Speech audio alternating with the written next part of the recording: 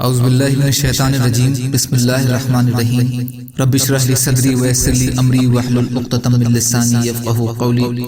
ریاض دوسرا حصہ، کتاب الجہاد۔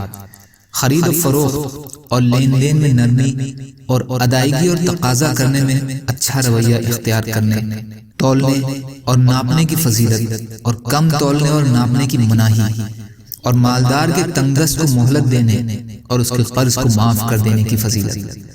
اللہ تعالیٰ نے فرمایا، تم جو بھی بھلائی کرو گے یقیناً اللہ اسے جاننے والا ہے۔ سورہ بقرہ 215۔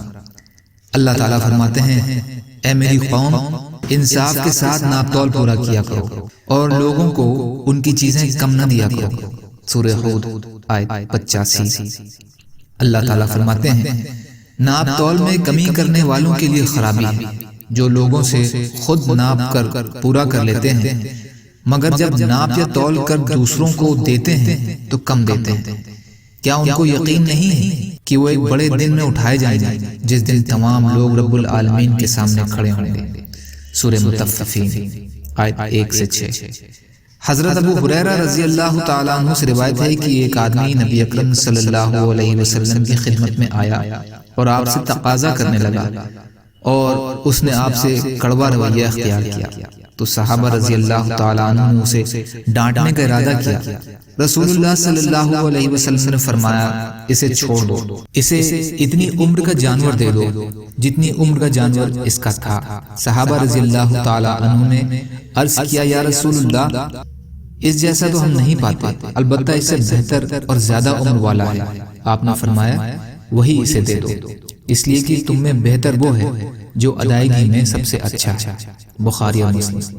فائدہ، کہا جاتا ہے کہ قرضدار حضرت زید بن شیبہ کنانی تھے، جو بھی مسلمان نہیں ہوئے تھے، بعد میں مسلمان ہوئے۔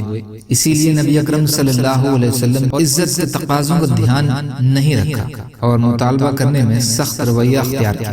نبی اکرم صلی اللہ علیہ وسلم نے صحابہ کو سمجھایا کہ مال والے کے لیے بہتر یہی ہے کہ وہ تقاضا کرتے وقت اچھا رویہ اختیار کرے، لیکن اگر کوئی اس میں سختی کرتا ہے تو اسے نظر انداز کر دیا جائے، کیونکہ حقدار کو بہرحال کہنے کا حق ہے، لیکن اس میں شرعی حدود اور آداب سے آگے نہیں ہونا چاہیے۔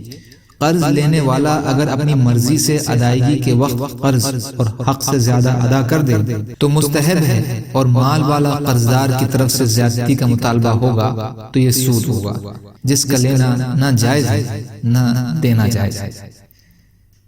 یا اللہ ہم سب کو کہنے سننے سے زیادہ عمل کی توفیق عطا فرمائیے۔ یا اللہ مظلوموں کی مدد فرمائیے، ہم سب کو اپنی استطاعت کے بقدر اپنا حق ادا کرنے والا بنائیے۔ یا اللہ رحم کا، کرم کا، عافیت کا معاملہ فرما دیجیے، صحت کلی عطا فرما دیجیے۔